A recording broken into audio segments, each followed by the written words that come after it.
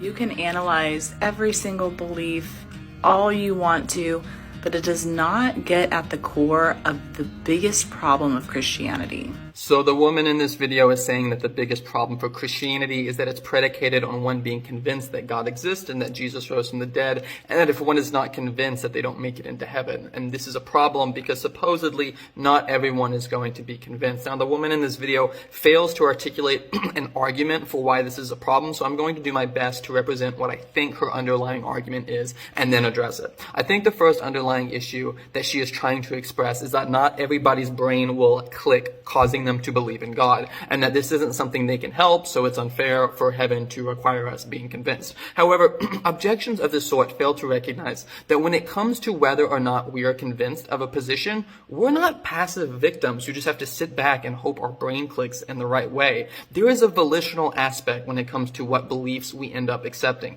And this is not just the case for being convinced of religious beliefs. It goes for pretty much everything. During COVID-19, there were people who, despite all of the evidence available to them, did not become convinced that masks helped prevent the spread of COVID, or they refused to get a vaccine despite an overwhelming amount of evidence showing their effectiveness and safety. Was it unjust that these people died because they chose not to get a vaccine? Were they just cruel victims of fate? On January 6th, 2021, people stormed the United States Capitol in an attempt to overthrow the government in a fair election, and they sincerely thought they were not doing anything morally wrong and that they were in the right. Should these people not be held accountable for their actions simply because their brains didn't click in the right way? Are all the insurrectionists in prison right now just poor victims of chance and cruel fate? No, because in both these cases and many others, the people didn't have the right beliefs, not because the evidence wasn't there and not because they didn't see the evidence, but because they chose to dig into their pre-existing beliefs and be stubborn.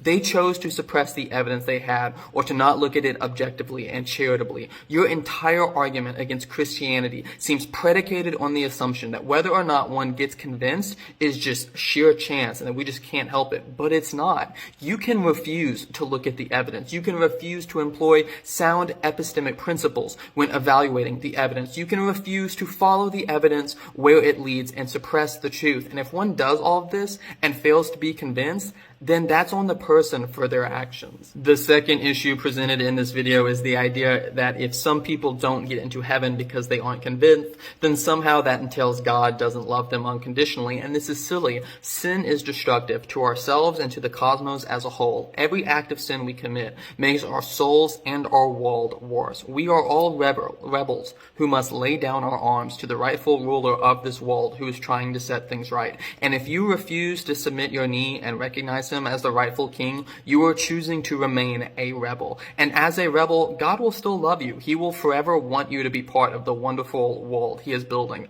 But he won't let you be a cosmic terrorist for the rest of eternity. He will not let the bliss of the saints be robbed or tainted by the prideful, arrogant acts of a cosmic rebel who is at every moment seeking to undo the order he created. Like, if I had an adult child, I would bend over backwards to help them in hard times. I would let them live with me as long as they needed. If they had drug problems, I would try my best to help them through it. But if that child was constantly physically attacking my wife or my other kids or stealing from me or destroying my property, there would reach a point where I would kick them out and say, as long as you act like that, you have no place in my home. And it would be stupid for that child to turn back and accuse me of not loving them enough. All you atheists crying about why God won't let you into heaven, you're that rebellious child. Whether you think you are being destructive doesn't matter. Whether you think the consequences are fair doesn't matter. The master of the house has spoken, and whether you like it or not, that's how things stand. So you can either eternally rebel and spend eternity on the cold street, or you can admit that God is God and enter into the joy that awaits you at his table. I choose his table, and I sincerely hope I'll see you there.